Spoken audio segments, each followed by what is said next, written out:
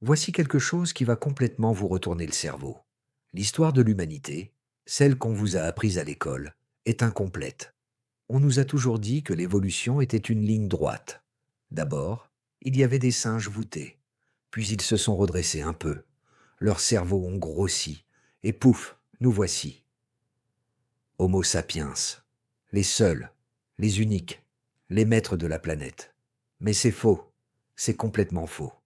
La réalité est bien plus étrange. Si vous pouviez remonter le temps, il n'y a pas si longtemps, vous verriez que la Terre ressemblait moins à un documentaire animalier et plus à un film du Seigneur des Anneaux. C'était un monde où différentes sortes d'humains marchaient sur la même Terre. Nous connaissons les Néandertaliens, bien sûr. Ce sont les célèbres cousins costauds. Mais récemment, la science a ouvert une porte secrète. Nous avons découvert qu'il y avait d'autres humains. Des humains dont nous ne soupçonnions même pas l'existence. Il y avait des fantômes qui vivaient dans les montagnes de Sibérie. Et, plus incroyable encore, il y avait de véritables hobbits qui vivaient sur une île perdue. Des gens minuscules, pas plus grands qu'un enfant de 3 ans, qui chassaient des dragons et des rats géants. Ce n'est pas de la fiction, c'est votre histoire. C'est l'histoire des chapitres perdus de notre famille. Si vous utilisez ces histoires pour vous endormir, c'est le but. Alors, abonnez-vous peut-être et dites-moi d'où vous regardez cette vidéo et quelle heure il est. Hier, quelqu'un m'a dit qu'il écoutait depuis sa voiture à Tokyo et un autre depuis sa cuisine au Mexique. C'est dingue de voir cette tribu mondiale. Maintenant, avant de partir à la chasse aux fantômes et aux hobbits, assurez-vous de cliquer sur ce bouton d'abonnement. Pour comprendre à quel point nous nous sommes trompés sur notre passé, nous devons commencer par l'une des découvertes les plus choquantes de l'histoire de la science. Nous sommes en 2003.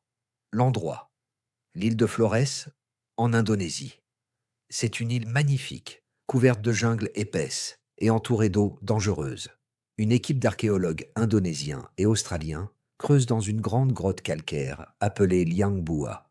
C'est un travail dur, chaud et humide. Ils creusent profondément dans le sol de la grotte, traversant des couches de terre qui remontent à des milliers d'années. Ils trouvent des choses intéressantes, c'est sûr, des outils en pierre, des os d'animaux, mais rien qui ne prépare le monde à ce qui va suivre. Un jour, à 6 mètres de profondeur, la truelle d'un archéologue heurte quelque chose de fragile. Il brosque la terre. C'est un crâne. Au début, tout le monde pense la même chose. C'est un enfant. C'est obligé. Le crâne est minuscule. Il a la taille d'un pamplemousse. Il est bien trop petit pour être un humain adulte moderne. Mais alors qu'il dégage le reste du squelette, les choses commencent à devenir bizarres. Vraiment bizarres. Il regarde les dents. Ce ne sont pas des dents de lait. Ce sont des dents d'adultes, usées par des années de mastication. Il regarde les os des jambes. Les plaques de croissance sont fusionnées. Cela signifie que la croissance est terminée. La créature qu'il regarde n'est pas un enfant. C'est une femme adulte. Elle a environ 30 ans. Et pourtant, elle mesure à peine 1 mètre de haut. Pensez-y une seconde. 1 mètre, c'est la hauteur de votre table de cuisine. C'est la taille d'un enfant de 3 ans. L'équipe est sous le choc. Qu'est-ce que c'est que ça? Est-ce un humain moderne qui était terriblement malade? Une sorte de nanisme rare? Ou est-ce quelque chose d'autre? Quelque chose de complètement nouveau? Ils ont nommé ce squelette LB1. Mais le monde entier allait bientôt la connaître sous un autre nom. Un nom tiré de la fantaisie, mais qui lui allait parfaitement. Le Hobbit. Les scientifiques ont dû faire face à un choix difficile. Accepter qu'une maladie bizarre avait créé cette personne minuscule, ou accepter l'idée folle qu'une toute nouvelle espèce humaine vivait sur cette île il y a seulement 50 000 ans. Ils ont analysé les os. Et plus ils regardaient, plus ça devenait étrange. Ses pieds étaient énormes par rapport à ses jambes, d'où le nom de Hobbit. Ses poignets ressemblaient plus à ceux d'un chimpanzé qu'à ceux d'un humain moderne. Son cerveau était minuscule, environ 400 cm3. C'est la même taille que celui d'un chimpanzé. Et pourtant, entourés de ces os primitifs, ils ont trouvé des outils en pierre, des outils tranchants, sophistiqués, utilisés pour chasser et couper la viande. C'était un paradoxe vivant, un corps primitif, un cerveau minuscule, mais un comportement intelligent. Les scientifiques ont pris une grande inspiration et ont annoncé la nouvelle. Ce n'est pas un humain malade, c'est une nouvelle espèce. Homo floresiensis. C'était comme découvrir que des extraterrestres vivaient dans votre jardin. Nous n'étions pas seuls. Jusqu'à très récemment, nous partagions la planète avec de vrais petits hommes. Mais pour vraiment comprendre qui ils étaient, il faut arrêter de les regarder comme des fossiles dans un musée. Nous devons les voir comme des personnes. Nous devons entrer dans leur monde. Et quel monde c'était? Flores n'était pas une île normale. C'était un monde miroir, une version d'Alice au pays des merveilles de la préhistoire. Fermez les yeux et imaginez. Nous sommes il y a 50 000 ans. Vous êtes dans la jungle dense de Flores. Il fait chaud, l'air est épais d'humidité. Les rayons du soleil percent à travers les feuilles géantes des fougères. Et là, se déplaçant sans bruit dans les sous-bois, se trouve Lia. Lia est une femme, Homo floresiensis. Elle est petite, oui, mais elle n'est pas faible. Oubliez l'image d'une créature fragile. Elle est musclée, compacte, bâtie pour la force. Sa peau est sombre, couverte de poussière et de sueur. Ses pieds, larges et plats, agrippent le sol de la forêt avec une assurance totale. Elle est chez elle. Pour nous, elle semblerait minuscule. Mais dans son monde, la taille est relative. Parce que sur l'île de Florey, les règles de la nature sont devenues folles. Sur les îles, il se passe un phénomène étrange appelé la règle insulaire. Les gros animaux, coincés sur une île avec des ressources limitées, ont tendance à rétrécir pour survivre. Et les petits animaux, sans grands prédateurs pour les chasser, ont tendance à devenir géants. Lia marche dans une clairière et s'arrête. Devant elle, broutant les feuilles basses, se trouve un éléphant. Mais ce n'est pas le géant africain que vous connaissez. C'est un estégodon. C'est un éléphant, avec une trompe et des défenses, mais il a la taille d'une vache. C'est un éléphant de poche, un éléphant nain. Lia ne le craint pas. Pour elle et son peuple, cet éléphant nain est une proie, une montagne de viande sur pattes.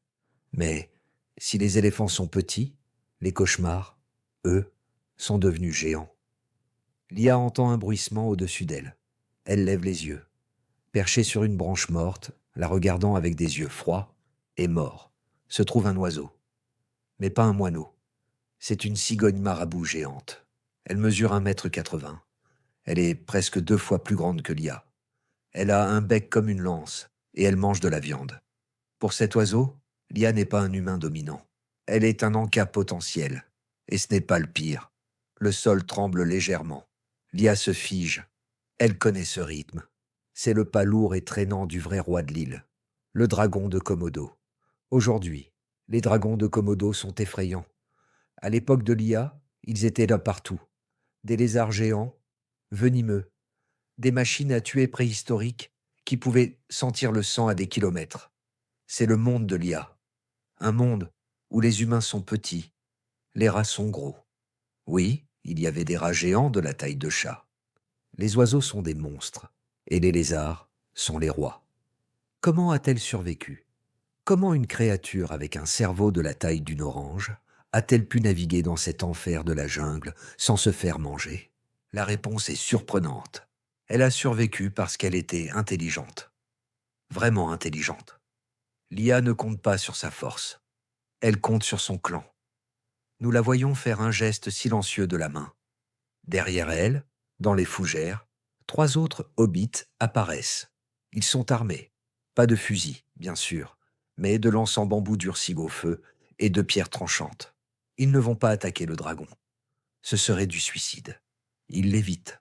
Ils connaissent ses habitudes. Ils savent où il dort. Ils savent qu'il est lent le matin quand il fait frais. Lia mène son groupe loin du danger, vers la rivière. Ils cherchent quelque chose de spécifique. Ils ont repéré les traces d'un rat géant. Pour nous, c'est de la vermine. Pour eux, un rat de la taille d'un chat est un festin. C'est un lapin de l'âge de pierre. Ils travaillent ensemble, encerclant le terrier, bloquant les sorties. C'est une opération militaire miniature. C'est la preuve que l'intelligence ne dépend pas seulement de la taille du cerveau. Ces petits humains avaient une culture, une stratégie, une technologie. Pendant près d'1 million d'années, le peuple de l'IA a vécu ici, isolé du reste du monde. Ils ont vu les océans monter et descendre.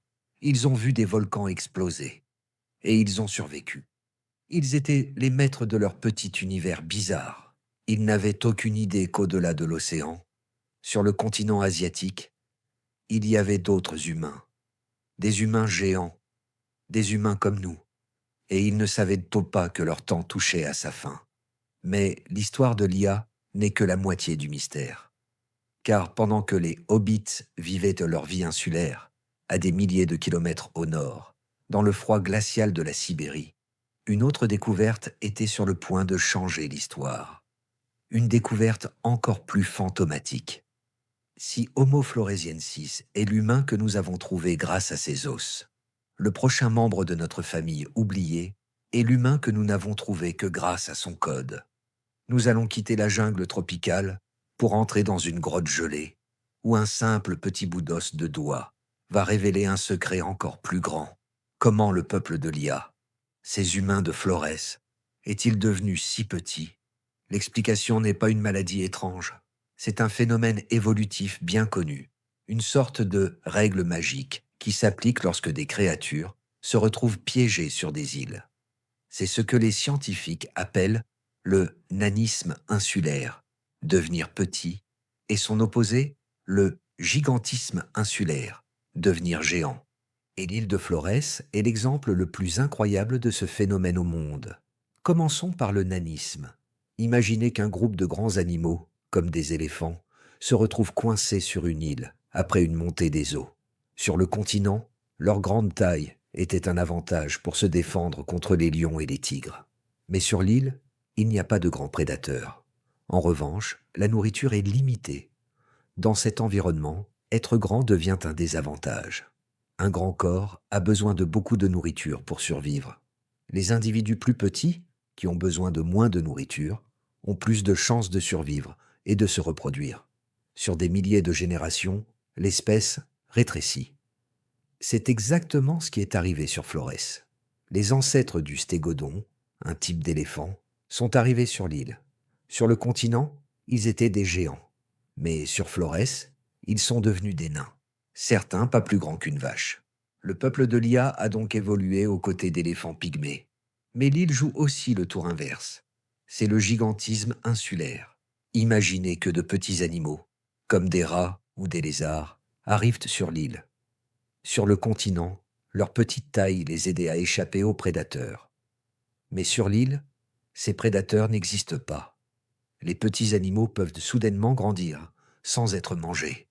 Ils ont accès à plus de nourriture et peuvent devenir plus forts. C'est ainsi que Flores s'est retrouvé avec des choses étranges. Des rats géants de la taille d'un chat, des cigognes géantes de presque 2 mètres de haut, et bien sûr, le prédateur ultime de l'île, le dragon de Komodo. Maintenant, appliquons cette règle à l'homme. Les scientifiques pensent que les ancêtres de l'IA étaient des Homo erectus, des humains grands et robustes qui ont réussi à traverser la mer pour atteindre Flores il y a peut-être 1 million d'années. Une fois piégés, ils ont été soumis aux mêmes règles que les éléphants. Les ressources étaient limitées. Les grands prédateurs du continent étaient absents. Un corps plus petit, nécessitant moins de calories, est devenu un avantage. Génération après génération, ils ont rétréci, devenant une version miniature de leur ancêtre. Leur petite taille n'était pas une maladie, c'était une adaptation parfaite. C'étaient les humains pygmées d'un monde pygmée. Pour comprendre ce que cela signifiait, nous devons retourner à l'IA. Pour elle, ce monde à l'envers n'est pas étrange. C'est tout ce qu'elle a toujours connu. C'est sa maison. Nous retrouvons l'IA et un petit groupe de chasseurs, dont un jeune homme fort nommé Rhin, qui se déplace dans la forêt dense. Ils ne marchent pas avec insouciance. Ils sont constamment en alerte, leurs yeux scrutant les ombres, leurs oreilles écoutant le moindre bruit. Soudain, l'IA s'arrête. Elle lève la main. Le groupe se fige. Rin a senti la même chose. Une vibration dans le sol, un grondement sourd. Puis ils l'entendent, le fracas d'arbres brisés. Stégodon, murmure Lia. Un petit troupeau d'éléphants pygmées déboule à travers la jungle. Pour nous, il semblerait petit, à peine la taille d'un buffle d'eau. Mais pour Lia et Rin, qui ne mesurent qu'1 mètre, ce sont des montagnes de muscles en colère. Ils sont imprévisibles et incroyablement dangereux, surtout s'ils se sentent menacés. Le clan de Lia n'essaie pas de les chasser. Il les évite. Avec une agilité que leurs ancêtres plus grands auraient perdue, Lia et Rin grimpent à un grand arbre, utilisant leurs bras encore longs et puissants. Un écho de leur lointain passé de grimpeurs. Ils se cachent dans les hautes branches, leurs petits corps se fondant dans le feuillage. Le troupeau de stégodons passe en dessous d'eux, ignorant leur présence. C'est une rencontre quotidienne, un rappel constant que même si les éléphants sont nains, les humains le sont encore plus. La survie ici dépend de l'intelligence et de la discrétion, pas de la force. Une fois le danger passé, ils redescendent. L'éléphant n'était pas leur cible. Leur cible est à la fois plus petite et, pour eux, bien plus grande. Le rat géant. Ils continuent vers une partie plus humide de la forêt, près d'un petit ruisseau. Rin s'arrête et montre le sol. Des traces, pas des empreintes de cerf, mais les grattages laissés par d'énormes griffes. Ils ont trouvé ce qu'ils cherchaient. Lia repère l'entrée du terrier, un trou dans la berge de la rivière, presque aussi large qu'un ballon de football. Le peuple de Lia ne peut pas rivaliser de vitesse avec ces rongeurs géants. Ils doivent utiliser leur cerveau. C'est une chasse de stratégie. Le groupe se divise. Rin et un autre chasseur prennent leurs lances de bois durcies au feu et se placent silencieusement près de l'entrée principale du terrier. Ils restent immobiles, comme des statues. Lia, de son côté, emmène un autre chasseur faire le tour de la berge. Elle a repéré ce qu'elle cherchait, un autre trou, plus petit, une sortie de secours pour le terrier, caché sous des racines. Elle sort son équipement le plus précieux, des braises incandescentes provenant du feu de leur camp, soigneusement enveloppées dans de grandes feuilles humides. Elle prend une poignée d'herbes sèches, les allume avec les braises et commence à souffler doucement. Bientôt, une épaisse fumée âcre commence à s'élever. Lia et son partenaire n'allument pas un grand feu. Ils dirigent l'eau gaz la fumée. Ils l'éventent avec de grandes feuilles de palmier, la forçant à entrer dans le petit trou d'aération. La fumée commence à remplir le réseau de tunnels souterrains. De l'autre côté, rien attend. Il est parfaitement immobile. Il n'y a aucun son, à part le murmure de la rivière. Puis, c'est l'explosion. Une créature de la taille d'un petit chien, couverte d'une fourrure grise et emmêlée, jaillit du trou principal, aveuglé par la fumée et cherchant désespérément de l'air frais. C'est le rat géant de Florès. Avant même qu'il ne puisse comprendre ce qui se passe, la lance de Rin frappe. D'un mouvement rapide et précis, perfectionné par des années de pratique, il transperce la créature. Le rat géant est tué sur le coup. Le groupe se rassemble. C'est un triomphe. Ce seul rat fournira une quantité précieuse de protéines à leur famille pour plusieurs jours. Ils ont utilisé leur intelligence, leur connaissance de l'environnement et leur coopération pour abattre une proie qui, ailleurs dans le monde, serait considérée comme de la vermine, mais qui ici est un gibier de choix. Cette chasse illustre parfaitement le monde de Homo floresiensis. Un monde où les éléphants sont petits, où les rats sont grands, et où les humains ont dû devenir petits et intelligents pour survivre. Lia et son peuple n'étaient là pas une expérience ratée de l'évolution. Ils étaient une réussite spectaculaire, les maîtres de leur île étrange pendant près d'1 million d'années. Mais leur petite taille cachait un autre mystère. Un mystère qui allait défier la règle la plus fondamentale de l'évolution humaine. La croyance que pour être intelligent, il faut avoir un gros cerveau. Car les outils que Lia et son peuple fabriquaient étaient tout sauf primitifs. Le peuple de Lia n'était pas une erreur de la nature. C'étaient les maîtres de leur île étrange, parfaitement adaptés à un monde où les éléphants étaient petits et les rats étaient géants. Leur petite taille était leur plus grande force, une adaptation brillante à un environnement aux ressources limitées. Mais leur petite taille cachait un autre mystère, un mystère qui allait défier l'une des règles les plus fondamentales de l'évolution humaine. La croyance que pour être intelligent, pour fabriquer des outils complexes, il faut avoir un gros cerveau, car les outils que l'IA et son peuple ont laissés derrière eux étaient tout sauf primitifs.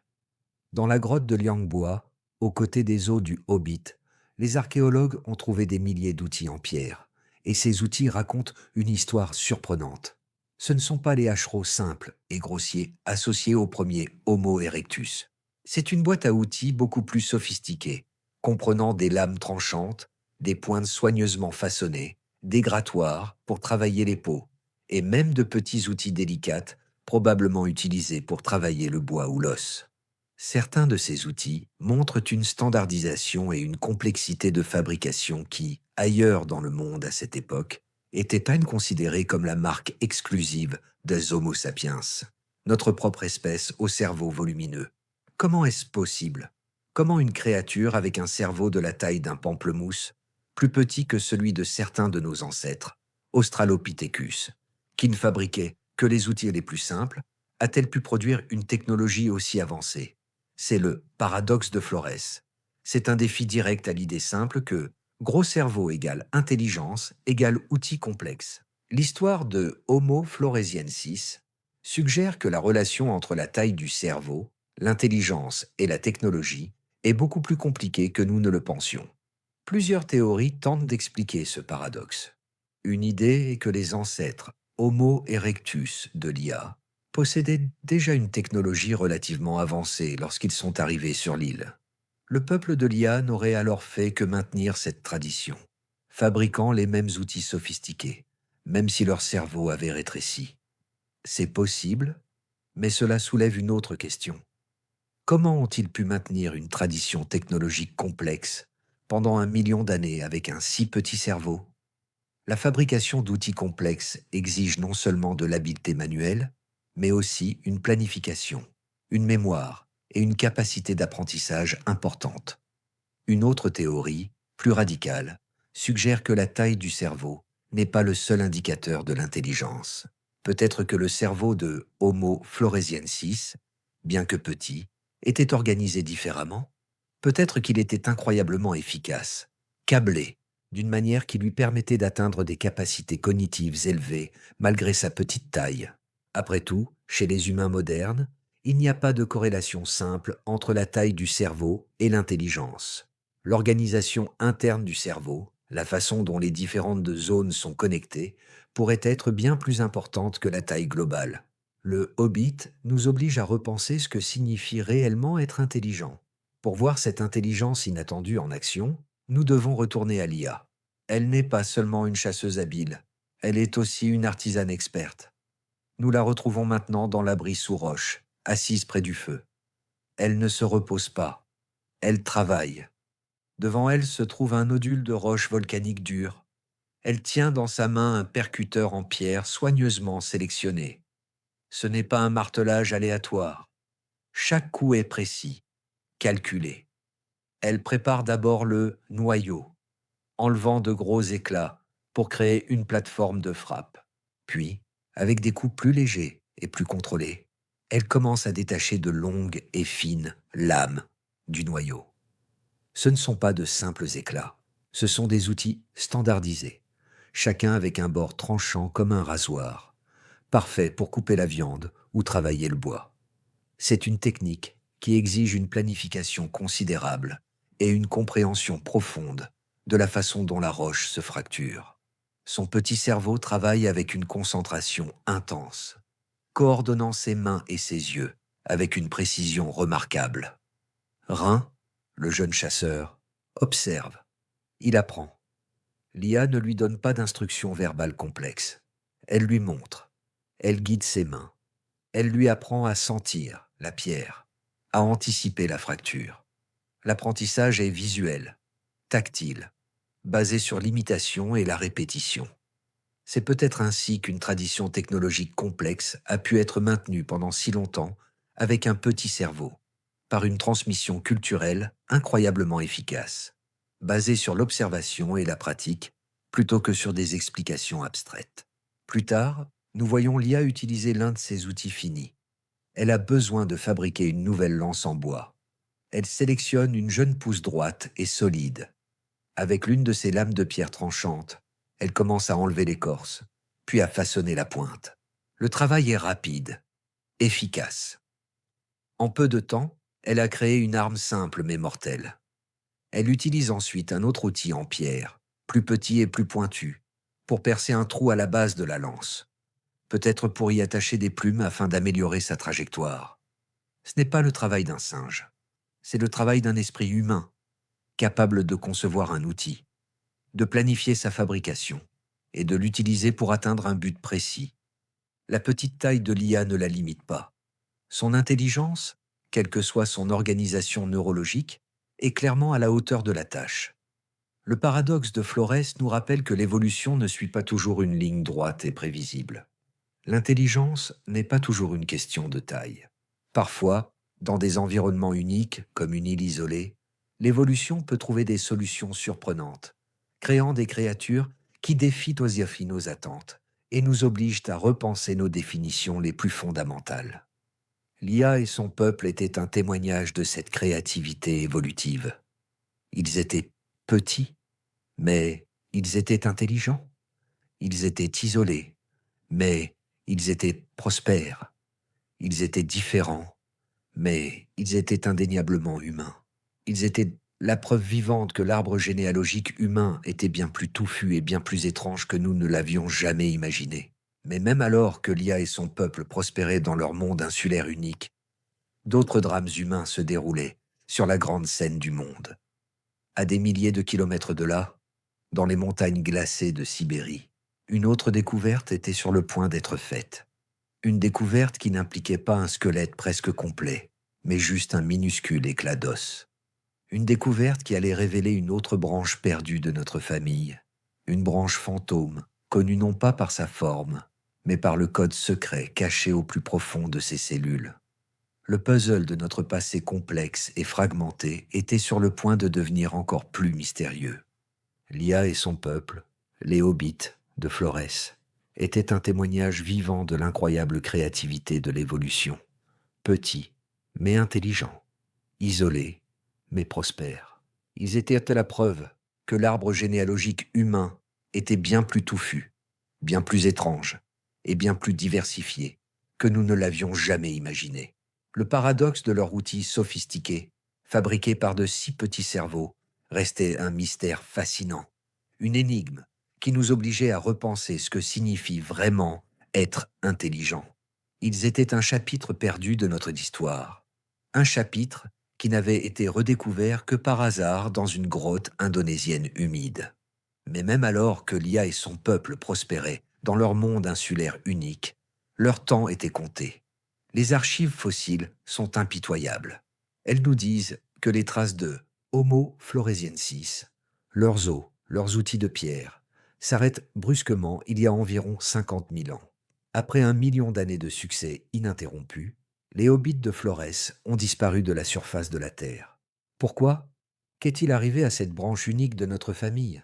Nous ne le savons pas avec certitude, car contrairement aux Néandertaliens dont nous avons l'ADN, les os des hobbits sont restés muets. La chaleur tropicale a détruit leur code génétique, mais les indices laissés dans la grotte et sur l'île pointent vers une combinaison de suspects. Le premier suspect est la nature elle-même, sous sa forme la plus violente, les volcans. Flores est assise sur la ceinture de feu du Pacifique. C'est une terre qui tremble et qui brûle. Une éruption majeure aurait pu recouvrir l'île de cendres, empoisonnant l'eau et tuant les plantes et les animaux dont dépendaient les hobbits. Pour une petite population coincée sur une île, il n'y a nulle part où fuir.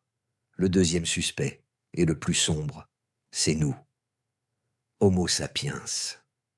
Les dates sont troublantes. La disparition des hobbits coïncide presque exactement avec le moment où nos ancêtres, les humains modernes, sont arrivés en Asie du Sud-Est lors de leur grande migration vers l'Australie. Nos ancêtres étaient des colonisateurs efficaces. Ils étaient plus grands, plus nombreux, et ils apportaient avec eux de nouvelles technologies, et peut-être de nouvelles maladies. Nous pouvons imaginer une scène finale et poignante pour le peuple de Lia. Imaginons Lia, maintenant une vieille femme, la matriarche de son clan déclinant. Elle se tient à l'entrée de la grotte de Liangbua. Le ciel est sombre, non pas à cause de la nuit, mais à cause d'un panache de cendres volcaniques au loin. Mais ce n'est pas ce qui l'inquiète le plus. Dans la forêt en contrebas, elle voit de la fumée. Pas la fumée de ses propres feux, mais de grands feux, allumés par des étrangers. Les géants sont revenus. Ils sont plus nombreux cette fois. Ils chassent les stégodons. Ils occupent les meilleures terres, près de la rivière. Le monde de l'IA rétrécit. La nourriture se fait rare. Son peuple, déjà fragile, ne peut pas rivaliser avec ces nouveaux venus puissants et leurs armes rapides. Ils se retirent plus profondément dans la forêt, plus haut dans les montagnes. Mais il n'y a pas d'échappatoire. Un par un, les feux des hobbits s'éteignent. Lia regarde une dernière fois sa jungle bien-aimée, sachant que son histoire, l'histoire d'un million d'années, se termine avec elle. C'est une fin triste, une extinction silencieuse. Une branche de l'humanité a été coupée nette. Mais alors que l'histoire du Hobbit touchait à sa fin sur une île tropicale, une autre histoire, encore plus mystérieuse, commençait à peine à être découverte à des milliers de kilomètres de là. Nous quittons la chaleur de l'Indonésie pour nous rendre dans l'un des endroits les plus froids et les plus inhospitaliers de la Terre, la Sibérie. C'est ici que le prochain chapitre de notre enquête s'ouvre. Une histoire qui allait révéler une autre branche perdue de notre famille. Non pas grâce à un squelette complet, mais grâce à un seul et minuscule éclat d'os. Notre destination est les montagnes de l'Altaï, en Russie. C'est un paysage sauvage de pics enneigés, de vallées profondes et de rivières glaciales. Nichée dans une falaise, surplombant la rivière à nuit, se trouve une grotte, la grotte de Denisova. Tout comme la grotte de Flores, la grotte de Denisova est un aimant pour les humains. Son entrée massive et protectrice en a fait un refuge idéal pendant des centaines de milliers d'années. Mais elle a une qualité que la grotte de Flores n'avait pas, le froid. La grotte agit comme un réfrigérateur naturel géant. La température y reste basse et stable toute l'année. Et pour la science, c'est un miracle. Le froid préserve. Il préserve non seulement les os, mais aussi la molécule la plus fragile et la plus importante de toutes, l'ADN. Depuis les années 1970, des archéologues russes fouillent méticuleusement le sol de cette grotte. Ils ont trouvé des trésors, des couches de sédiments remontant à 300 000 ans, remplies d'outils en pierre et d'os d'animaux. Pendant longtemps, l'histoire que racontait cette grotte semblait claire. Dans les couches profondes, ils trouvaient des outils de pierre typiques des Néandertaliens. Cela prouvait que nos cousins européens avaient marché jusqu'en Sibérie. Dans les couches supérieures, plus récentes, ils trouvaient des outils sophistiqués et des bijoux, la signature indubitable de nous, Homo sapiens. La grotte de Denisova semblait être un hôtel préhistorique où deux espèces connues, les Néandertaliens et les humains modernes, avaient séjourné à des époques différentes. C'était déjà fascinant. Mais en 2008, tout a changé. L'archéologue russe Alexander Tsibankov fouillait dans la couche 11, une couche de terre datant d'il y a environ 30 000 à 50 000 ans. C'est une période confuse, où l'on savait que les Néandertaliens et les humains modernes étaient tous deux présents dans la région. En tamisant la terre, il a trouvé quelque chose de minuscule, un petit morceau d'os, pas plus gros qu'un petit pois. Ce n'était pas un crâne impressionnant comme celui du Hobbit. C'était juste le bout d'une phalange, le petit os du bout du petit doigt d'un enfant. Il était si petit et insignifiant qu'il aurait pu être jeté avec les débris. Il n'y avait aucun moyen de dire, juste en le regardant, à qui il appartenait. Était-ce le doigt d'un enfant néandertalien qui jouait dans la grotte? Était-ce le doigt d'un enfant humain moderne, un de nos ancêtres pionniers en Sibérie? Dans le passé, cet os serait resté un mystère, classé dans un tiroir de musée avec l'étiquette « hominidés non identifiés ». Mais nous étions au XXIe siècle. La révolution génétique avait commencé. L'équipe russe a pris une décision qui allait ébranler les fondations de l'anthropologie. Ils ont décidé d'envoyer ce minuscule fragment, catalogué sous le nom de Denisova III, en Allemagne. Ils l'ont envoyé à l'Institut Max Planck de Leipzig, le laboratoire le plus avancé au monde pour l'étude de l'ADN ancien. Leur demande était simple. Dites-nous si c'est un néandertalien ou un humain. Ils n'avaient aucune idée de ce qu'ils venaient de faire. Ils pensaient envoyer un simple échantillon pour confirmation. En réalité, ils envoyaient la clé d'un monde perdu. Le petit os a commencé son voyage, soigneusement emballé, quittant la poussière de la Sibérie pour la stérilité du laboratoire allemand. Il portait en lui un secret vieux de 50 000 ans, un code génétique qui n'avait pas été lu depuis l'âge de glace. Personne ne s'attendait à une surprise. Les scientifiques pensaient ne connaître tous les acteurs de la pièce. Sapiens, Néandertal, peut-être Erectus.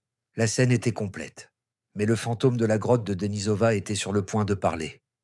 Et sa voix allait nous dire que nous avions tort sur toute la ligne. L'analyse de ce petit doigt n'allait pas simplement identifier une espèce connue. Elle allait révéler une toute nouvelle sorte d'humain, une lignée fantôme qui avait dominé la moitié du monde et dont nous ne savions absolument rien. Le mystère ne faisait que commencer. Le minuscule fragment d'os, Denisova III, est arrivé à l'Institut Max Planck de Leipzig, en Allemagne. C'est l'un des laboratoires les plus avancés au monde, une sorte de scène de crime, high-tech pour les mystères du passé.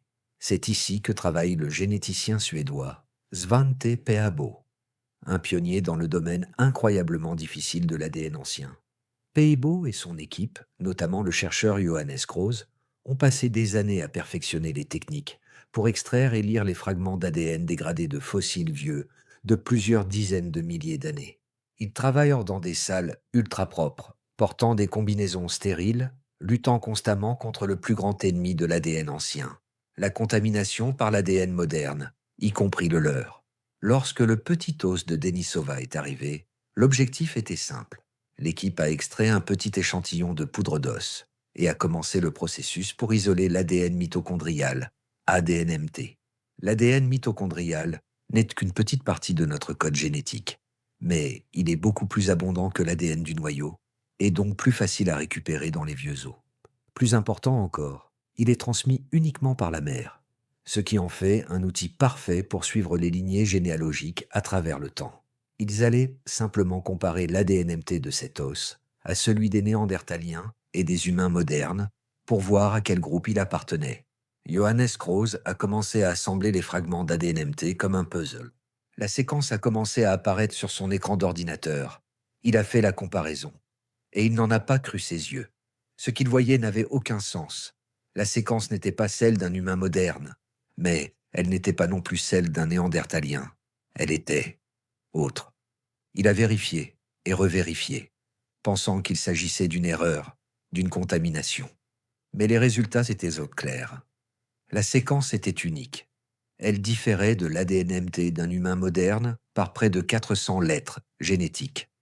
En comparaison, les Néandertaliens ne diffèrent de nous que d'environ 200 lettres. Cet individu était beaucoup plus éloigné de nous que ne l'était un Néandertalien.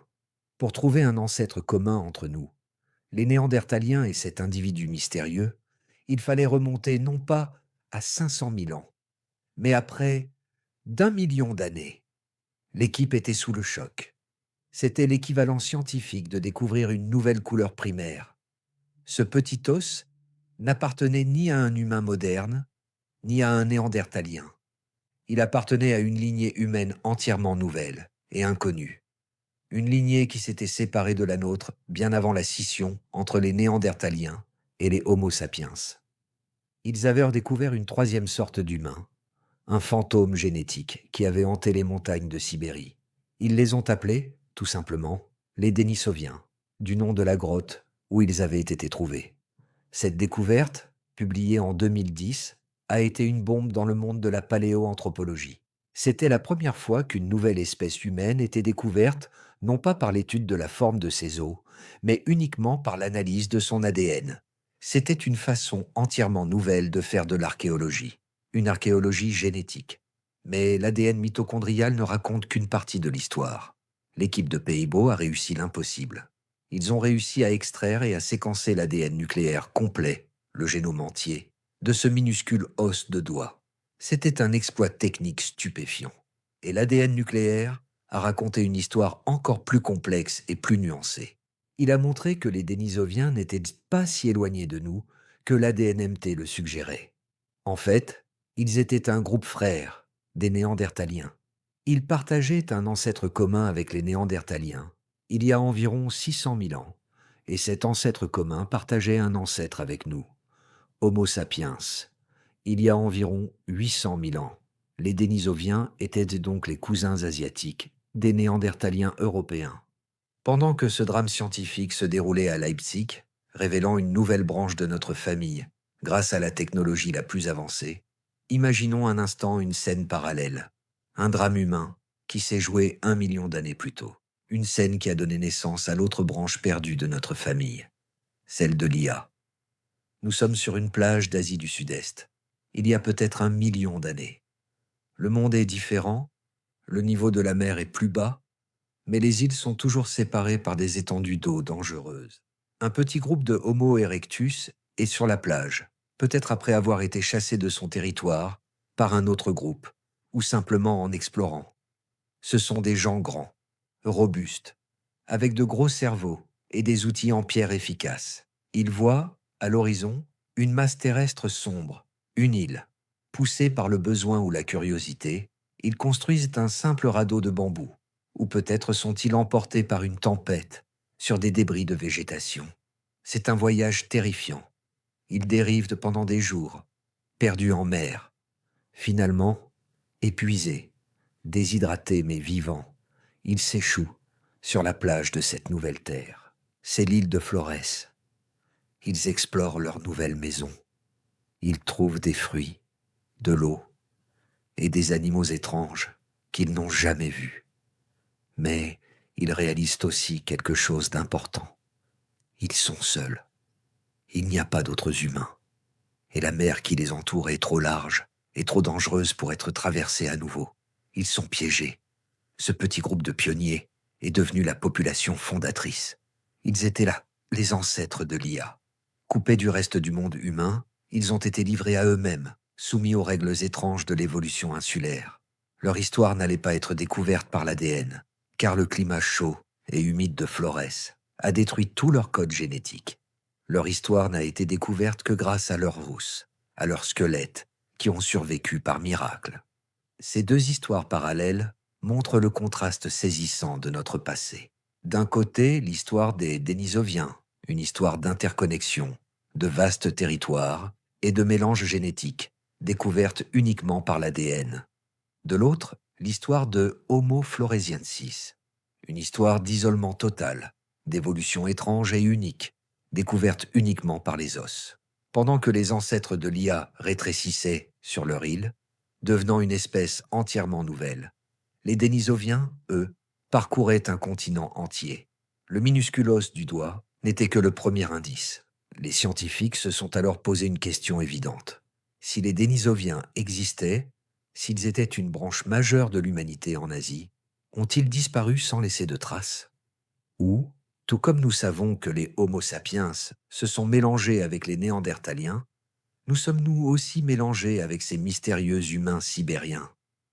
La chasse aux fantômes génétiques dans notre propre ADN était sur le point de commencer.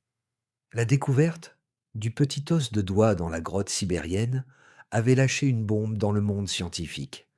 Nous savions maintenant qu'il y avait une troisième sorte d'humains majeurs, les Denisoviens, les cousins asiatiques des Néandertaliens. Mais cette découverte n'était que le début du mystère. Avoir un nom et un génome, c'est bien. Mais cela ne nous dit pas qui ils étaient vraiment, ni où ils vivaient, ni ce qu'ils sont devenus. Les Denisoviens étaient-ils juste une petite tribu isolée, cachée dans les montagnes de l'Altaï, gelant dans leurs grottes, ou étaient-ils quelque chose de plus grand? Pour répondre à cette question, l'équipe de Svante Pääbo à Leipzig a fait quelque chose d'audacieux. Ils ont décidé de ne plus chercher des os, ils ont décidé de chercher des fantômes. Et le meilleur endroit pour chercher des fantômes, c'est à l'intérieur des vivants. Nous savons que nos ancêtres, les Homo sapiens, se sont mélangés avec les Néandertaliens en Europe. Nous portons leurs gènes. La question logique était donc, nos ancêtres ont-ils aussi rencontré les Denisoviens en Asie? Ont-ils eu des enfants avec eux? Les scientifiques ont transformé le code génétique de la fille de Denisova en un programme de recherche. Ils ont scanné les génomes de milliers de personnes vivant aujourd'hui à travers le monde, cherchant des correspondances. Ils cherchaient des séquences d'ADN spécifiques, des phrases génétiques uniques qui n'appartenaient ni à nous, ni aux Néandertaliens. Les premiers résultats furent décevants. Ils ont regardé l'ADN des Européens. Rien. Ils ont regardé l'ADN des Asiatiques du continent, les Chinois, les Japonais, les Coréens. Ils s'attendaient à trouver des traces, car la grotte est en Sibérie, juste au nord. Mais le signal était très faible, presque inexistant. Pendant un moment, il a semblé que les Denisoviens n'étaient là qu'une curiosité locale, un petit groupe sans importance, qui s'était éteint sans laisser de traces. Mais ensuite, les chercheurs ont regardé plus loin.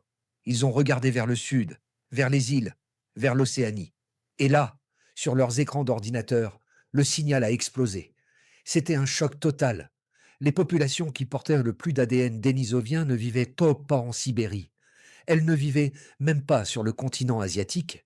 C'étaient les habitants de la Papouasie-Nouvelle-Guinée, les aborigènes d'Australie et les populations mélanésiennes des îles du Pacifique.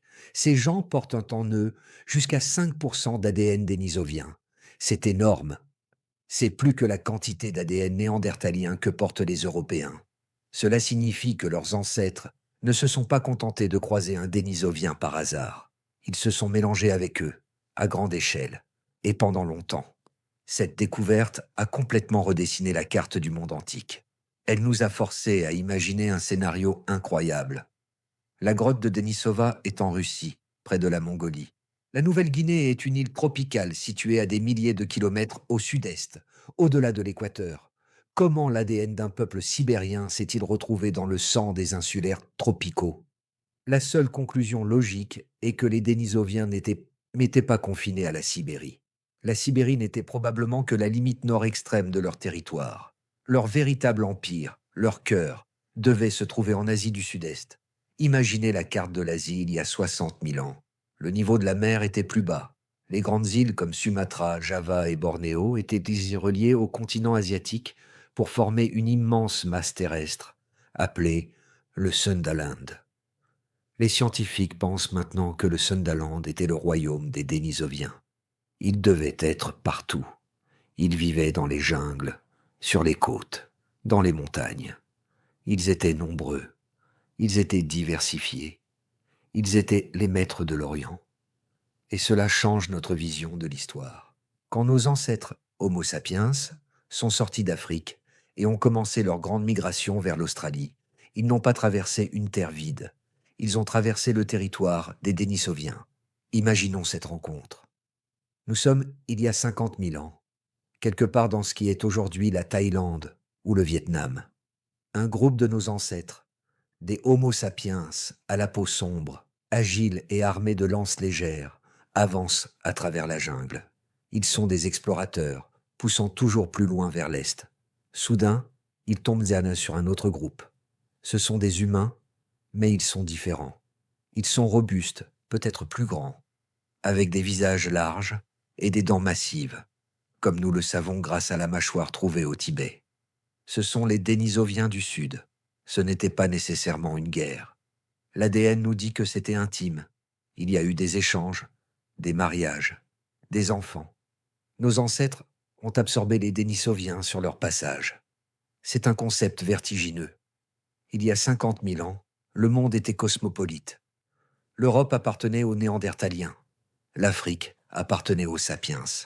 Et l'Asie tropicale appartenait aux Dénisoviens. 3 grands empires humains qui se touchaient, se mélangeaient et s'ignoraient. Mais, attendez, qu'en est-il de l'île de Florès? Qu'en est-il de nos petits hobbits, le peuple de l'IA? Regardez la carte. L'île de Florès est juste à côté du Sundaland. Elle est juste à la frontière de ce grand empire dénisovien. Et pourtant, elle est restée séparée. Pendant que les Dénisoviens régnaient sur le continent et se mélangeaient avec les nouveaux arrivants sapiens, le peuple de l'IA vivait dans sa bulle temporelle, isolé par des courants marins profonds et dangereux. C'est le contraste ultime. D'un côté, vous avez les Dénisoviens, un peuple continental, mobile, connecté, qui échangeait des gènes sur des milliers de kilomètres. De l'autre, vous avez les Homo floresiensis, Un peuple insulaire, piégé, qui a évolué dans une direction complètement unique et bizarre. Les hobbits étaient eux les voisins silencieux des géants. Mais l'histoire devient encore plus fascinante. En analysant l'ADN dénisoviens plus en profondeur, les scientifiques ont trouvé quelque chose de bizarre. Un fantôme dans le fantôme. Ils ont remarqué que le génome des Dénisoviens contenait des morceaux d'ADN très anciens, beaucoup plus anciens que le reste. Cet ADN ne ressemblait ni au nôtre, ni à celui des Néandertaliens. Il ressemblait à quelque chose de très archaïque, quelque chose qui avait divergé de notre arbre généalogique il y a plus d'1 million d'années. Qui était-ce? Le meilleur candidat est Homo erectus, l'ancien voyageur, celui qui avait quitté l'Afrique le premier. Cela signifie que lorsque les ancêtres des Dénisoviens sont arrivés en Asie, ils n'étaient pas seuls non plus. Ils ont rencontré les anciens résidents, les Homo erectus, qui vivaient de là depuis des temps immémoriaux. Et devinez quoi? Ils se sont mélangés avec eux aussi. C'est un enchevêtrement génétique incroyable. Les Dénisoviens étaient eux-mêmes des hybrides. Ils portaient en eux le sang d'une humanité encore plus ancienne, une super espèce archaïque. Et quand nos ancêtres, sapiens, se sont mélangés avec les Dénisoviens en Asie du Sud-Est, nous avons, nous aussi, hérité d'un tout petit peu de cet ADN super ancien de Homo erectus. Nous sommes des poupées russes génétiques. À l'intérieur de nous, il y a un peu de Dénisovien. Et à l'intérieur du Dénisovien, il y a un peu d'Erectus. Cette découverte nous montre que l'Asie de la préhistoire n'était pas un désert humain, c'était un creuset, un endroit où différentes vagues d'humanité se sont rencontrées, se sont combattues, se sont aimées et ont fusionné. Mais pour le peuple de l'Ia, sur leur petite île, tout cela était inconnu. Ils étaient protégés, ou peut-être emprisonnés, par la mer. Ils ont continué leur vie de chasseurs de rats géants, ignorant que le monde autour d'eux était en train de changer, de se mélanger et de devenir plus petit. Cependant, même l'isolement le plus parfait a une fin. Les vagues de migration qui ont amené Homo sapiens en contact avec les Dénisoviens continuaient d'avancer. Nos ancêtres construisaient des radeaux. Ils apprenaient à naviguer. Ils se dirigeaient vers l'Australie.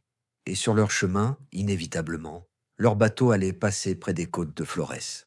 Le moment de la grande rencontre approchait. Le monde des hobbits, le monde des Dénisoviens et le monde des sapiens étaient sur le point d'entrer en collision. Et de cette collision, une seule espèce allait sortir vainqueur. Mais, comme nous allons le voir, la victoire n'est pas toujours ce que l'on croit. Parfois, le perdant laisse un cadeau qui change le vainqueur pour toujours. Pendant que les ancêtres de l'Ia, les Homo floresiensis, vivaient leur existence unique et isolée sur l'île de Flores, le reste du monde était en pleine effervescence. Il est important de faire une pause ici pour réaliser à quel point la planète Terre était différente il y a environ 60 000 ans. Ce n'était pas un monde dominé par une seule espèce, la nôtre, comme c'est le cas aujourd'hui. C'était un monde de multiples humanités, un monde partagé. Imaginons la carte de ce monde perdu. En Europe et en Asie occidentale, régnaient les Néandertaliens robustes, les maîtres incontestés de l'âge de glace. En Afrique, notre propre espèce, Homo sapiens, commençait tout juste à émerger comme une force mondiale, certains groupes entamant leur grande migration hors du continent. Et nous savons maintenant que l'Asie, de la Sibérie glaciale aux jungles tropicales du Sud-Est, était le vaste empire des Dénisoviens, ce peuple fantôme dont nous ne connaissons presque que l'ADN. Et puis, il y avait ces poches d'humanité encore plus étranges, cachées sur des îles, comme les hobbits de Flores, et peut-être d'autres, comme Homo luzonensis aux Philippines, dont nous commençons à peine à découvrir l'existence. Pendant la majeure partie de notre histoire évolutive, ceci était la norme. Une planète partagée par différentes sortes d'humains intelligents. Notre situation actuelle, où nous sommes la seule espèce humaine restante, est une exception étrange et très récente. Maintenant, regardons à nouveau la carte, mais concentrons-nous sur l'Asie du Sud-Est. C'est un carrefour crucial. Nous savons que nos ancêtres, Homo sapiens, sont passés par là lors de leur grand voyage épique vers l'Australie, il y a plus de 50 000 ans. Pour atteindre l'Australie, Ils devaient de construire des bateaux ou des radeaux et traverser l'océan. Nous savons aussi, grâce à l'ADN des Papous modernes, que les Dénisoviens étaient de présents dans cette région et qu'ils se sont mélangés avec nos ancêtres. Et juste là, au milieu de ce carrefour maritime, se trouve l'île de Florey. La question devient alors inévitable. Si Homo sapiens et les Dénisoviens étaient présents dans la région, voyageant d'île en île, ont-ils atteint Florès? Et s'ils l'ont fait, ont-ils rencontré le petit peuple qui y vivait depuis près d'un million d'années? La rencontre entre les hobbits et les géants a-t-elle eu lieu? C'est l'une des questions les plus fascinantes et les plus frustrantes de la paléoanthropologie. Pour l'instant, nous n'avons aucune preuve directe. Nous n'avons trouvé aucun outil Homo sapiens mélangé aux outils floresiensis dans la grotte de Liangbua. Nous n'avons pas pu extraire d'ADN des os de hobbits pour chercher des traces de métissage. La jungle chaude et humide de Florès est impitoyable pour la préservation de l'ADN ancien. Mais en science, l'absence de preuve n'est pas une preuve d'absence. Étant donné la proximité géographique et le fait que nous savons que Homo sapiens était capable de traverser des bras de mer dangereux pour atteindre l'Australie, il semble très probable, voire presque certain, qu'il s'est vu Florès. Peut-être pas en grand nombre, peut-être seulement quelques groupes d'explorateurs ou des individus égarés par une tempête. Mais la rencontre a probablement eu lieu. Alors, à quoi aurait-elle pu ressembler? Pour imaginer ce moment de premier contact, nous devons retourner à Florès il y a peut-être 55 000 ans. Nous retrouvons les descendants de l'IA. Appelons l'une d'elles. L'IA 2, en l'honneur de son ancêtre. La vie continue, largement inchangée.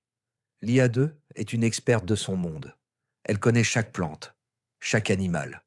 Elle mène un petit groupe le long de la côte rocheuse, cherchant des coquillages à marée basse. C'est une journée ordinaire, chaude et humide. Le bruit des vagues est constant et apaisant. Soudain, l'un des enfants pointe du doigt vers la mer, en poussant un cri excité et effrayé. Lia 2 lève les yeux, et elle voit quelque chose qu'elle n'a jamais vu, quelque chose qui n'appartient pas à son monde naturel. Un objet étrange flotte sur l'eau, s'approchant lentement du rivage. Ce n'est pas un tronc d'arbre emporté par le courant. C'est construit, c'est géométrique. C'est peut-être un simple radeau de bambou lié avec des lianes ou une pirogue primitive, endommagée par une tempête. Et sur cet objet, il y a des silhouettes. Le petit groupe de hobbits se cache rapidement derrière les rochers noirs de la plage, observant avec un mélange de terreur et de curiosité intense. Le radeau s'échoue sur le sable avec un bruit de frottement. Deux silhouettes descendent. Elles sont immenses. Elles sont monstrueuses. Elles mesurent presque 2 fois la taille de l'IA2.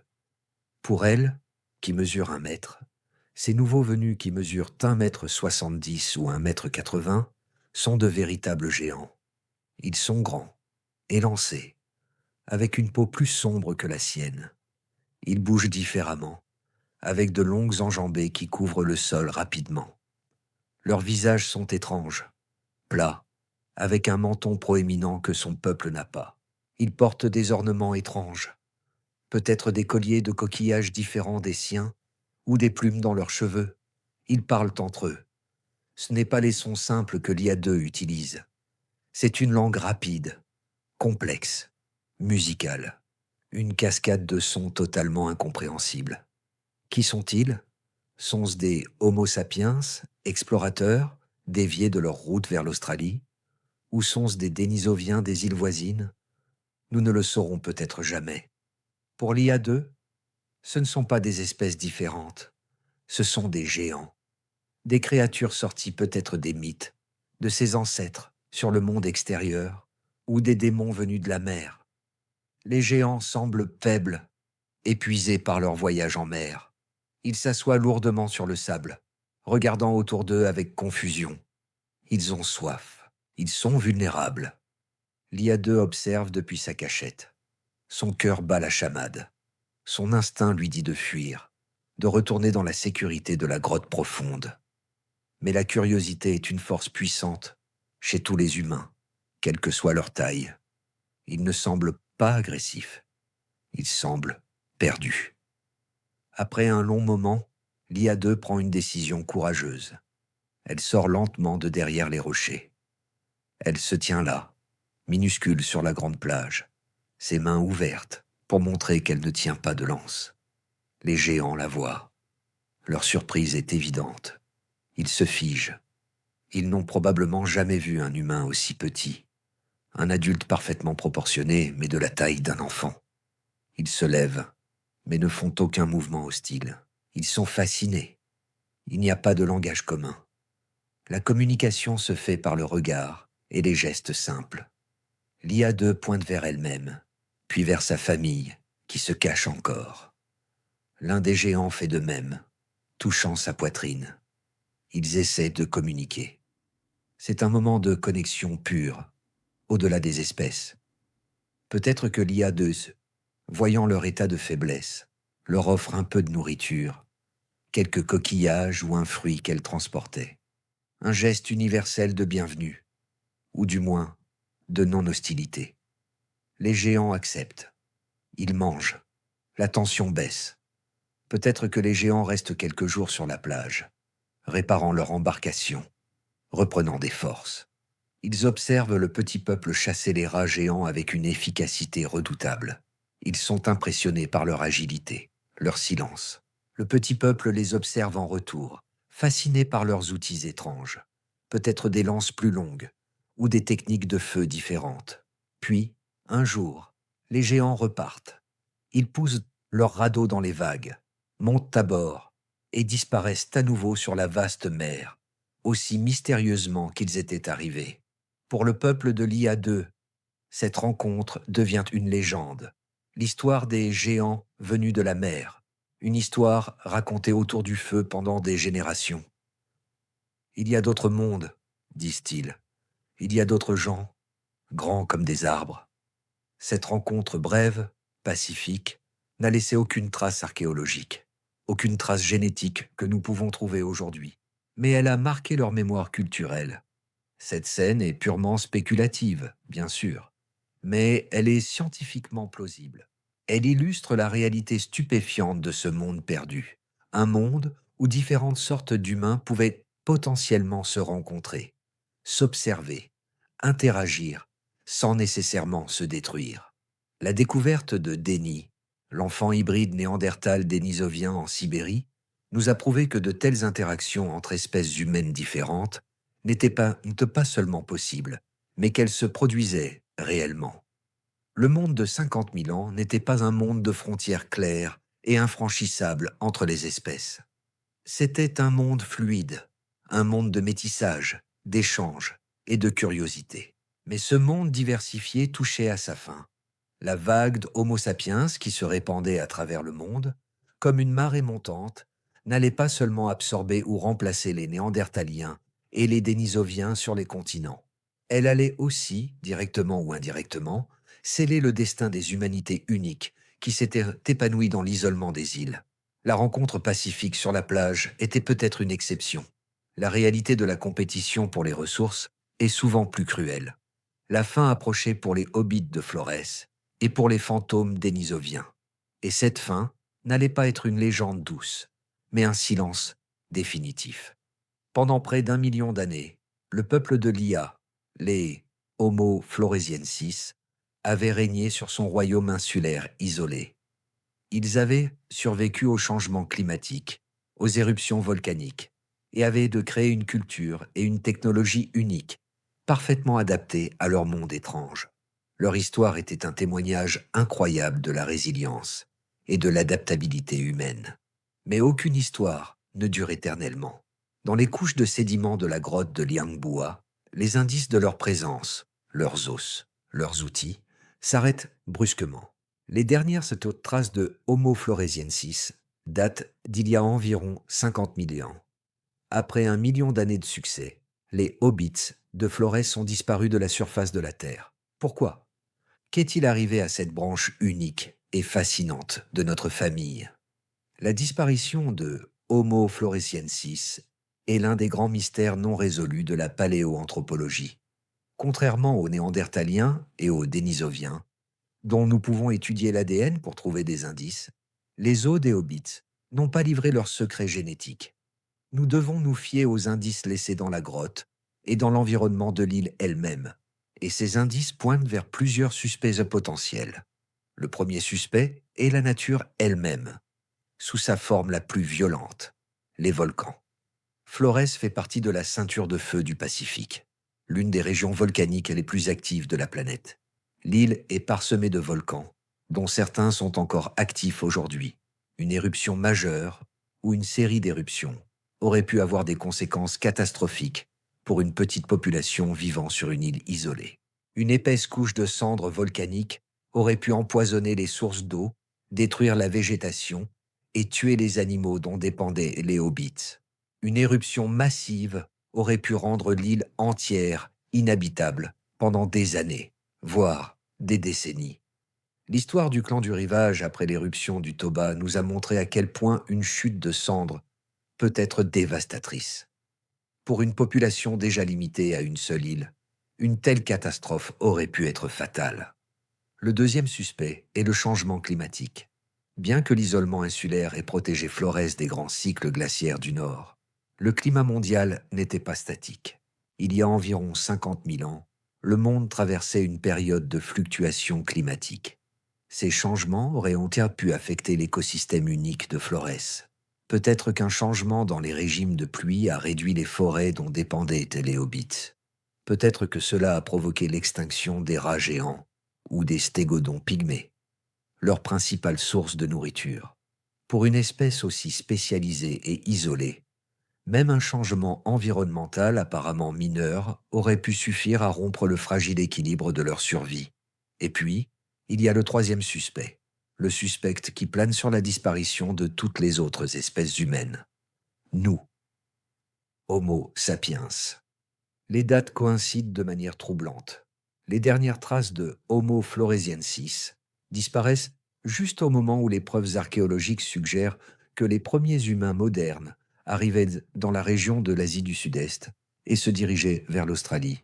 Nos ancêtres étaient des colonisateurs incroyablement efficaces. Ils étaient plus nombreux, possédaient des technologies peut-être plus avancées, comme les arcs et les flèches, bien que nous n'en ayons pas la preuve directe à cette époque, et étaient porteurs de nouvelles maladies contre lesquelles les populations isolées comme celle de Flores n'auraient eu aucune immunité. La rencontre que nous avons imaginée entre l'IA-2 et les œufs géants venus de la mer était peut-être pacifique. Mais que se serait-il passé si les nouveaux arrivants étaient restés? Que se serait-il passé s'ils avaient recommencé à chasser les mêmes proies, à utiliser les mêmes abris? La compétition pour des ressources limitées sur une petite île aurait été intense. Et l'histoire nous a montré à maintes reprises que lorsque Homo sapiens arrive dans un nouvel environnement, les espèces locales, y compris les autres humains, ont tendance à disparaître. Il n'y a aucune preuve de violence directe, pas de massacre. Mais la simple pression de la compétition, combinée à l'introduction potentielle de nouvelles maladies, aurait pu suffire à pousser la petite population de hobbits vers l'extinction. Pour imaginer les derniers jours de ce peuple oublié, nous devons retourner une dernière fois sur Flores. Plusieurs générations ont passé depuis la rencontre hypothétique avec les géants. Appelons notre personnage Helm, un jeune chasseur, peut-être l'arrière-petit-fils de l'IA-2. Son monde est devenu plus difficile. Le climat est plus sec. Les rats géants sont plus rares. Mais une menace plus grande plane. Un des grands volcans de l'île, silencieux depuis des générations, a commencé à gronder. De la fumée s'échappe de son sommet et de petites secousses font trembler la terre. Un jour, l'avertissement cesse. Le volcan explose. Ce n'est pas une éruption aussi colossale que celle du Toba. Mais pour l'île de Flores, c'est l'apocalypse.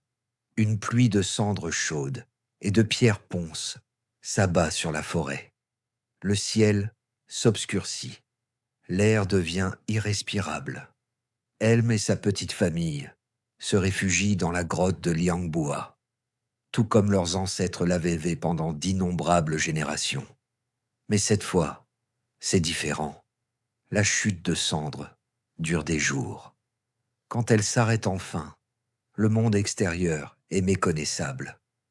La forêt luxuriante est devenue un paysage gris et silencieux, recouvert d'une épaisse couche de cendres. Les rivières sont empoisonnées. Les animaux sont morts ou ont fui. La nourriture a disparu.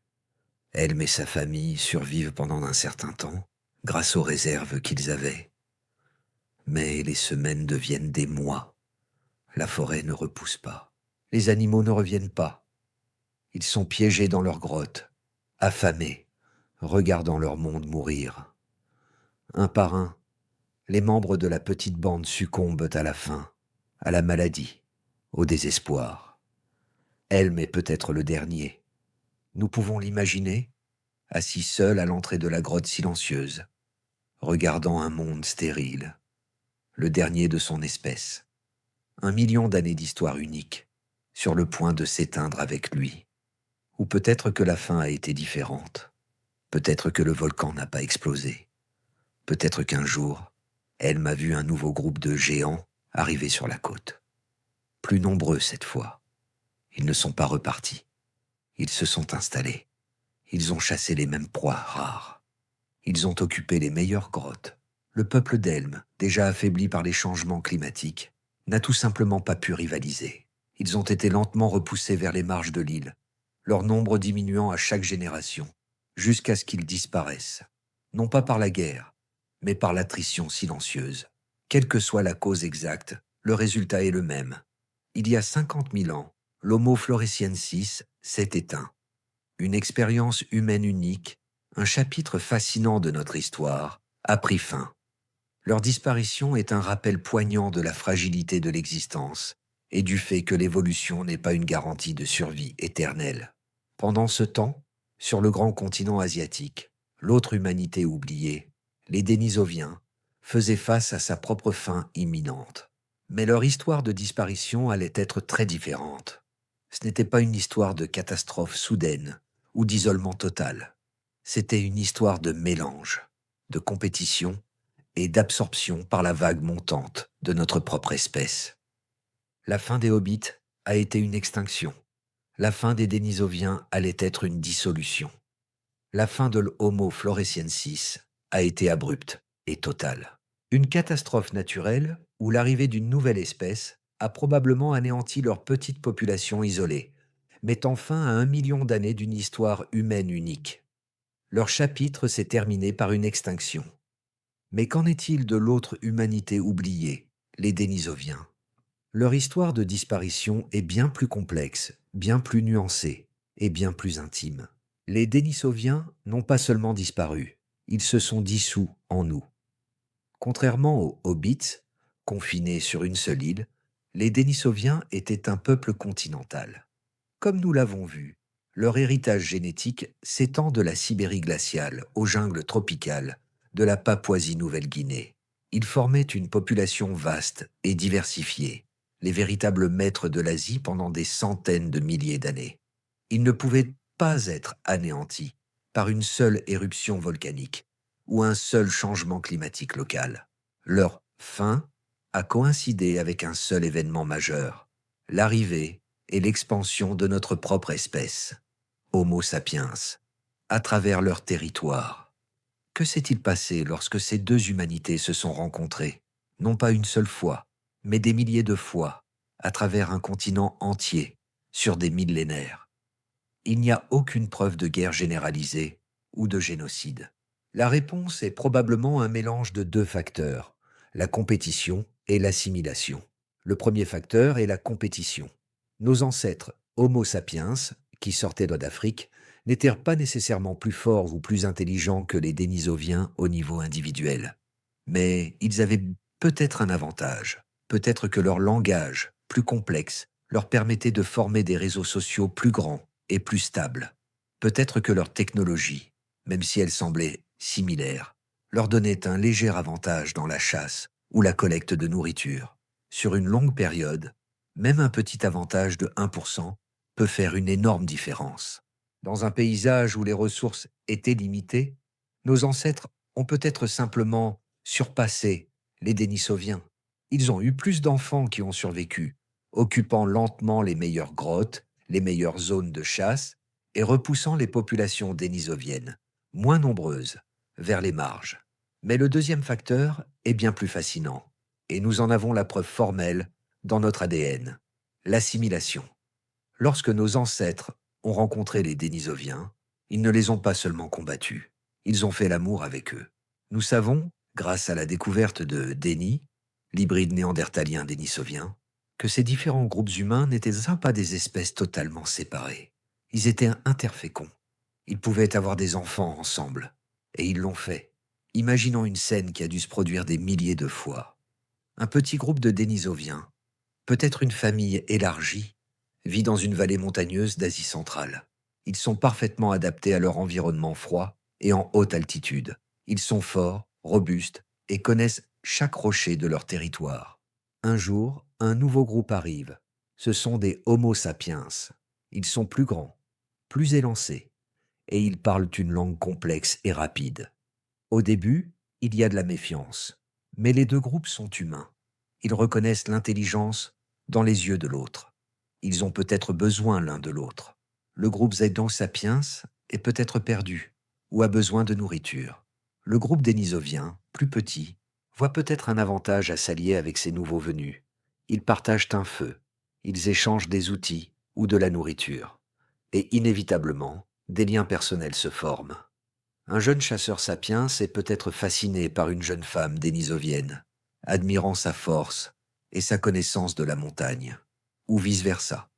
Des couples se forment, des enfants naissent. Ces enfants sont des hybrides. Ils portent en eux l'héritage des deux mondes. Mais imaginez la dynamique des populations. Les groupes de Homo sapiens étaient peut-être plus nombreux et arrivaient en vagues successives. Au fil des générations, le petit groupe dénisovien a été de plus en plus absorbé. Après 100 ans, le groupe de la vallée ne s'identifiait peut-être plus comme dénisovien. Il faisait donc partie du réseau Sapiens, en expansion. Leur langue unique s'est peut-être éteinte, remplacée par celle, plus dominante, des nouveaux arrivants. Leur apparence physique s'est diluée dans le nouveau pool génétique. Les Dénisoviens, en tant que groupe distinct, ont disparu. Mais leur ADN, lui, a survécu. C'est une fin bien plus douce et plus complexe qu'une simple extinction. C'est une histoire d'absorption.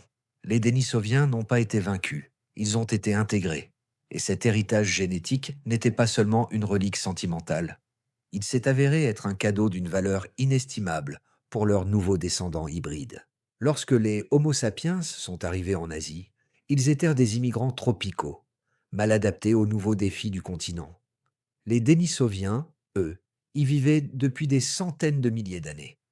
Leur corps avait évolué pour survivre dans ces environnements. En se mélangeant avec les Dénisoviens, nos ancêtres ont reçu un kit de survie génétique. L'exemple le plus célèbre est celui des Tibétains modernes. Ils vivent et prospèrent sur le toit du monde, à des altitudes où l'air est si pauvre en oxygène que la plupart des humains tombent de malades. Comment font-ils? Ils possèdent une version spéciale d'un gène, appelé EPAS1, qui régule leur réponse au manque d'oxygène et les empêche de produire trop de globules rouges, un danger mortel en altitude. Ce gène miracle, les scientifiques l'ont découvert, ne vient pas de leurs ancêtres, Homo sapiens. C'est un gène qu'ils ont hérité directement des Dénisoviens. Imaginez, il y a 50 000 ans, un de nos ancêtres s'est accouplé avec un Dénisovien quelque part en Asie. Cet acte d'amour a transmis un gène qui, des dizaines de milliers d'années plus tard, permettrait à leurs descendants de conquérir les plus hautes montagnes de la planète. C'est la preuve la plus poignante que les Dénisoviens ne sont pas vraiment partis. Leur histoire n'est donc pas celle d'une fin, mais d'une transformation. Alors que le peuple de Lia sur Flores a vu son chapitre se fermer brutalement, comme un livre que l'on claque, les Dénisoviens ont vu leur histoire fusionner avec la nôtre. Leur sang coule toujours dans les veines de milliards de personnes en Asie et en Océanie. Leur fantôme n'est pas dans une grotte de Sibérie. Il est en nous. La fin de l'ère des humanités multiples était arrivée. Une espèce, Homo sapiens, avait absorbé certains de ses cousins et en avait remplacé d'autres. Mais ce que ces deux découvertes, le Hobbit et le fantôme, nous ont appris, c'est que notre présent solitaire est une illusion. Notre passé était un monde partagé, un monde riche de diversité humaine. Et nous sommes le produit final, hybride, et complexe de ce monde perdu. Dans la dernière partie, nous allons rassembler tous ces filles. Nous allons voir comment ces découvertes changent notre vision de nous-mêmes aujourd'hui et quelle est la véritable leçon de ces espèces oubliées pour notre propre avenir. L'histoire des Dénisoviens n'est pas celle d'une fin, mais d'une transformation. Alors que le peuple de Lia sur Flores a vu son chapitre se fermer brutalement, comme un livre que l'on claque, les Dénisoviens ont vu leur histoire fusionner avec la nôtre, laissant derrière eux un héritage vivant dans notre propre ADN.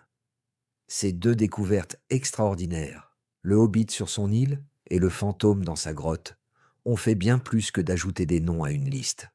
Elles ont complètement fait exploser notre compréhension de notre propre passé.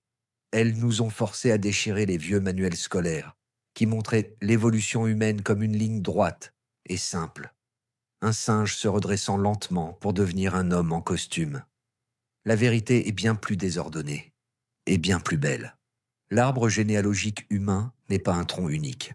C'est un buisson touffu, sauvage et chaotique, plein de branches mortes, de branches brisées et de branches qui se sont entrelacées. Que nous apprennent donc ces humanités oubliées? La première leçon est celle de la diversité. Pendant la majeure partie de notre histoire évolutive, être la seule espèce humaine sur Terre n'était pas la norme, c'était l'exception. La Terre a presque toujours été un monde partagé.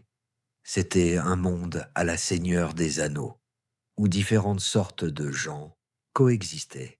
Il y avait les Néandertaliens robustes et stoïques dans le froid de l'Ouest. Il y avait les Dénisoviens mystérieux et adaptables dans le vaste Est. Il y avait les minuscules, Homo floresiensis, sur leurs îles tropicales.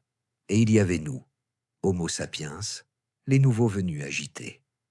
Notre situation actuelle, où nous sommes seuls, est une anomalie étrange et solitaire. Nous sommes les derniers survivants d'une famille autrefois bruyante et diversifiée. La deuxième leçon est celle de l'adaptabilité incroyable de l'esprit et du corps humain. La Homo floresiensis nous montre que l'évolution humaine n'a pas de règles fixes. Elle peut prendre des chemins complètement inattendus, elle peut créer des adaptations bizarres, comme le nanisme extrême, pour survivre dans des mondes limités. Le peuple de Lia n'était pas une version ratée de l'humanité. Ils étaient une version optimisée pour leur monde spécifique. Les Dénisoviens nous montrent une adaptabilité d'un autre type, une capacité à prospérer dans une gamme d'environnements incroyablement vastes.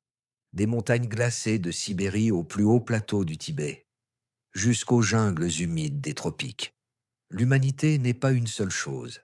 C'est une collection d'expériences, une série de solutions différentes aux problèmes universels de la survie. Mais la leçon la plus profonde, la plus intime, est celle de notre propre nature.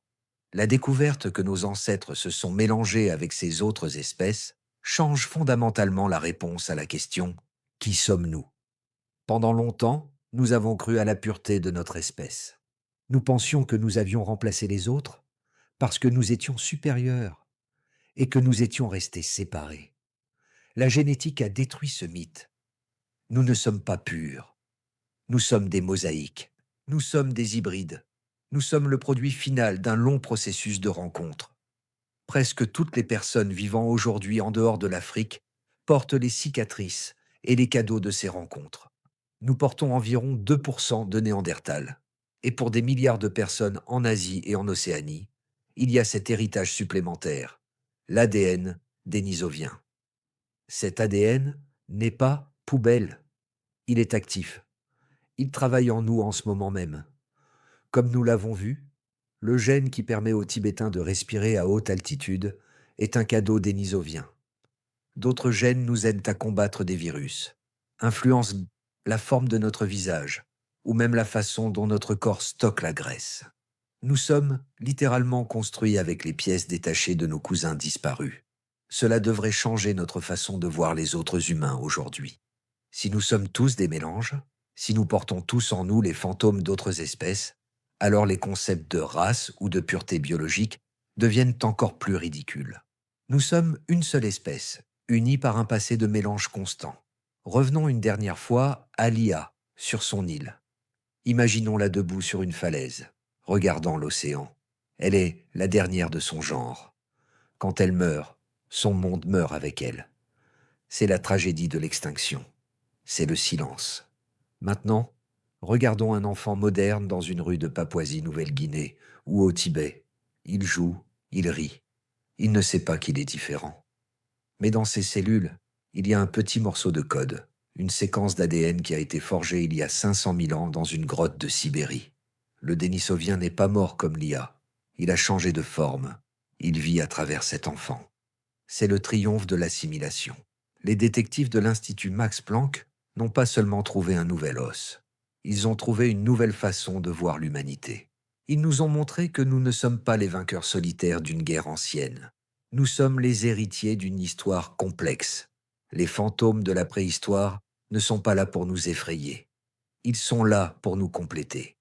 Ils nous rappellent que la définition de l'humain a toujours été plus large, plus riche et plus inclusive que nous ne le pensions.